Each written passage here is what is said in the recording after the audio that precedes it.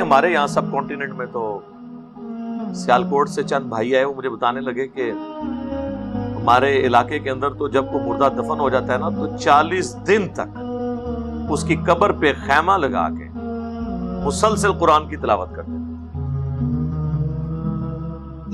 40 دن کیوں؟ وہ کہتے ہیں دیکھیں نا جی، فرشتے اس وقت آتے ہیں جب دفنا کے لوگ چلے جاتے ہیں۔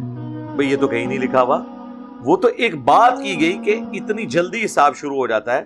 وہ بخاری مسلم میں حدیث ہے کہ جب مردے کو دفنا کے جاتے ہو تو وہ جانے والوں کے قدموں کی آواز بھی سنتا ہے اور پھر اس سے سوالات شروع ہو جاتے ہیں۔ یعنی اللہ کے محبوب صلی اللہ علیہ وآلہ وسلم یہ بتانا چاہ رہے تھے کہ بالکل فوراً ہی دفنانے کے بعد حساب کتاب شروع ہو جاتا ہے۔ اس کا انہوں نے یہ مطلب نکال دیا کہ جب تک ہم قبر سے ہٹیں گے نہیں نا، اس وقت تک فرشتے سوال نہیں شروع کریں گے۔ بھائی فرشتوں کو پردہ ہے آپ سے، وہ آپ کے سامنے بھی آ جائیں آپ کو نظر نہیں آئیں گے،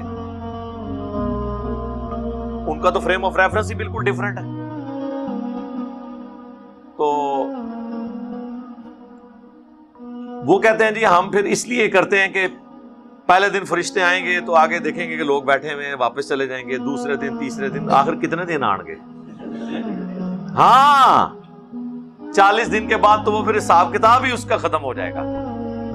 یہ طریقے ہیں جناب بخشوانے کے۔ آپ مجھے بتائیں یہ کتنا بڑا دھندا ہے۔ 40 دن جو لوگ بیٹھے ہوئے ہیں تو میرے بھائی 40 دہاڑیاں تو لیں گے نا، وہ ڈیلی اجرت کے اوپر بیٹھے ہوئے ہیں، فی سبیل اللہ تو نہیں کوئی بیٹھا ہوا، 40 منٹ کے لیے ان کو بیٹھتا، اور وہ شفٹوں میں چلتے ہیں۔ یعنی وہ یہ نہیں ہے کہ صبح آتے ہیں شام کو جاتے ہیں، نہیں، شام کو نیکسٹ شفٹ آتی ہے جو صبح تک بیٹھتی ہے، قبر خالی نہیں ہونے دینی۔ یہ اس میں سے رزلٹ لوگ نکال رہے ہوتے ہیں کہ وہ قبرستان کے اوپر بیٹھ کے، تو اس قسم کی جو قرآن خوانی ہے یہ اس کا تو کوئی ثبوت نہیں ہے۔ اور کرائے کے اوپر یعنی باقاعدہ ریٹس ہیں، آپ نے 500 روپے کا ایک قرآن مل جائے گا، 1000 روپے کے 3 ہو جائیں گے، اس طرح ریٹس بنے ہوئے ہیں۔ اور انہوں نے اب تو چونکہ لوگوں کے پاس ٹائم نہیں، آپ یقین کریں کہ علماء نے اب وہ 3 دفعہ سورہ اخلاص پڑھ کے آپ کے لیے رکھی ہوئی ہے، قرآن کوئی نہیں آپ کو دیتا۔ بھئی مہنگائی کا زمانہ ہے، 500 میں آپ کو پورا قرآن کون دے گا؟ وہ یہ پیکیج آفر کر سکتے ہیں جس طرح آپ کہتے ہیں نا جی اوریجنل آپ نے جو وہ اگر فلاں کمپنی کی برانڈڈ چیز لینی ہے وہ اتنے کی ملے گی، اس کی جو پائریٹڈ کاپی ہے وہ اتنے کی ملے گی۔ قرآن اوریجنل چاہیے تو میرے بھائی 5000 کا کم از کم ہوگا۔ اگر آپ کو 3 دفعہ سورہ اخلاص والا چاہیے وہ 500 کا، وہ ملے۔ اس سے بہتر ہے آپ خود پڑھیں، اس سے بہتر ہے کہ آپ مرنے سے پہلے اپنے لیے خود ذخیرہ جمع کر لیں تاکہ مرنے کے بعد آپ کسی کے اس قسم کی چیزوں کے محتاج نہ رہیں۔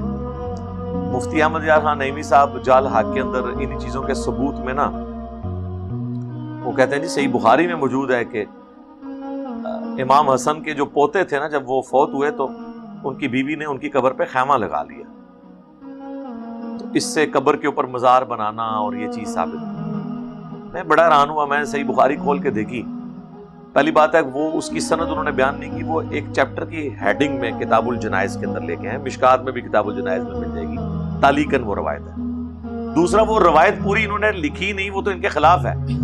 اس میں ہے کہ اس بیوی نے ان کی قبر پہ خیمہ لگایا، یعنی وہ اتنا اس نے غم لیا اپنے خامد کا کہ اس نے قبر پہ 1 سال کے لیے خیمہ لگا لیا کہ میں اب ادھر ہی رہوں گی۔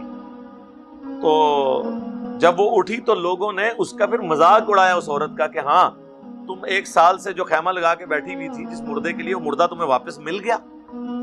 یعنی اس زمانے کے لوگ بھی انجینئر صاحب کی طرح اس طرح کی باتوں کا مذاق اڑایا کرتے تھے۔ تو یہ اگلے جملے انہوں نے نقل نہیں کیے ہیں جو خلاف تھے ان کے، اور کہا جی خیمہ لگا لیا۔ خیمہ لگانے کے بعد کیا ہوا؟ تو کسی انڈیویجول نے کوئی اس طرح کا الٹا ایکٹ کیا ہے تو اس زمانے کے لوگ اسے پھر ٹونٹ ہی کرتے تھے کہ بھائی یہ کیا کیا تم نے، مردہ تو نکال کے واپس نہیں لے جاؤ گے، خیمہ لگانے سے تو کچھ نہیں ہوگا، کسی کو دھونس کے ساتھ بخشوا تو نہیں سکتے۔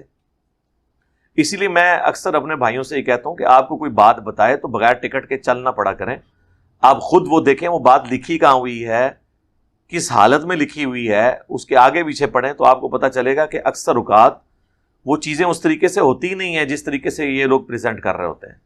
یہ تو قرآن و سنت کو بالکل خلاف عقل کے پریزنٹ